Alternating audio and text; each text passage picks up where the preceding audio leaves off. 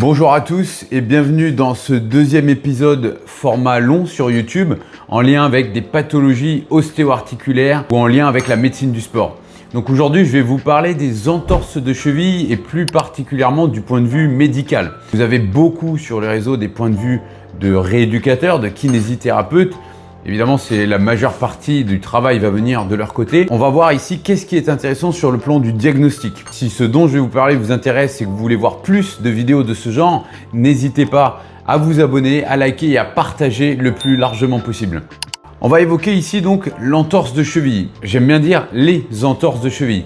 C'est quoi l'entorse? L'entorse, c'est un mot un petit peu très vaste, très large, qui est souvent galvaudé.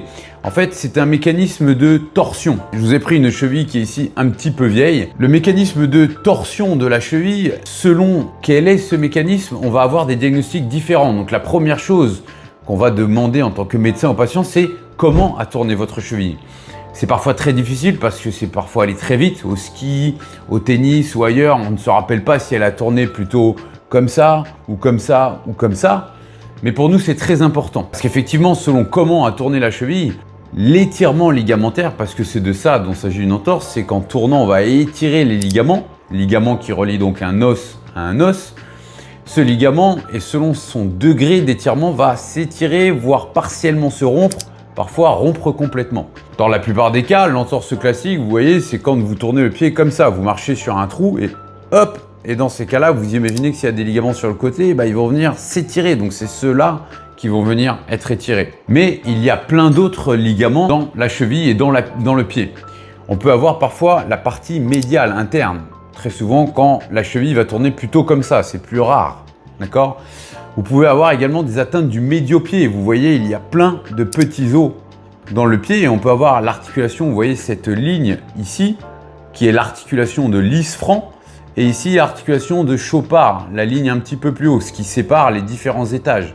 Métacarpe, première ligne du tarse, deuxième ligne du tarse.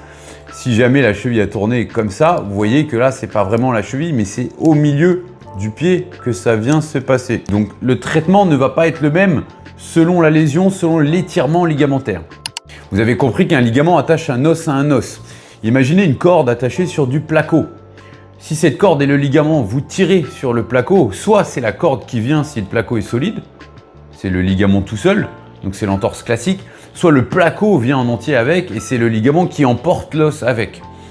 C'est pour ça que lorsque l'entorse est un petit peu grave, qu'il y a du sang, une ecchymose, n'hésitez pas à faire des radios parce que s'il y a un arrachement osseux, un morceau de placo qui est parti, il faudra très souvent immobiliser comme une fracture avec un plâtre et ne pas poser le pied et vous voyez que le traitement est dans ce cas très différent. Mais on va parler ici plutôt des entorses classiques, donc de l'atteinte ligamentaire, de l'étirement du ligament.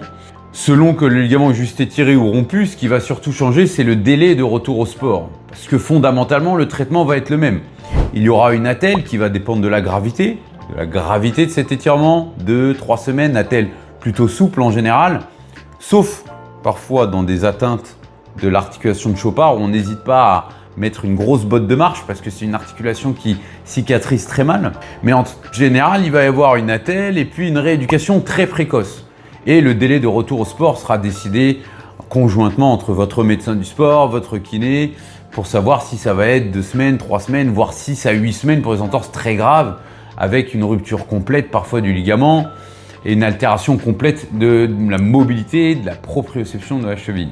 Dans 80 à 90% des cas, l'atteinte va être donc le plan ligamentaire, celle que vous avez tous probablement fait, toutes et tous, c'est le côté latéral ici, d'accord? Là où le médecin doit intervenir intelligemment, c'est être sûr qu'il ne s'agisse que d'une atteinte latérale et parfois pas de ce qu'on appelle la syndesmose. La syndesmose, elle n'est pas vue ici, mais c'est un gros ligament qui se situerait un petit peu au-dessus, entre la jambe et la cheville, et qui est un peu plus haut et qui est souvent dans un mécanisme où le pied se retrouve coincé. Par exemple au judo ou au rugby sous une mêlée, le pied se retrouve coincé et part un peu comme ça en flexion dorsale et rotation. Et ça, c'est un diagnostic qui est facilement faisable en examinant bien le patient ou en réévaluant le patient au bout de quelques jours quand la cheville a dégonflé. Il y a bien quelque chose à comprendre. Pour le médecin, ce qui est important, c'est quel est le mécanisme de votre lésion, comment la cheville a tourné. Est-ce qu'il faut faire une radio? Souvent oui, pour être sûr que ce n'est pas le placo avec la corde qui est partie. Ensuite, ne pas se faire piéger. par d'autres atteintes, d'autres ligaments du pied. Ne pas louper les diagnostics importants, le médio-pied, la syndesmose, et décider de la durée de retour. Si je devais finir par un point très important, très souvent la cheville est fortement gonflée au début. On ne peut pas tout le temps faire de diagnostic. N'hésitez pas à vous faire réévaluer. Retournez voir votre médecin ou votre kiné dans un délai de 7 à 10 jours. Quand la cheville a dégonflé, qu'on est moins douloureux, on refait de meilleurs diagnostics. Parfois même avec une échographie, ça peut être beaucoup plus intéressant dans ce délai. J'espère que cela vous a plu. On abordera évidemment plein de sujets sur cette chaîne. Encore une fois, abonnez-vous, encouragez-moi, partagez largement et likez. À bientôt.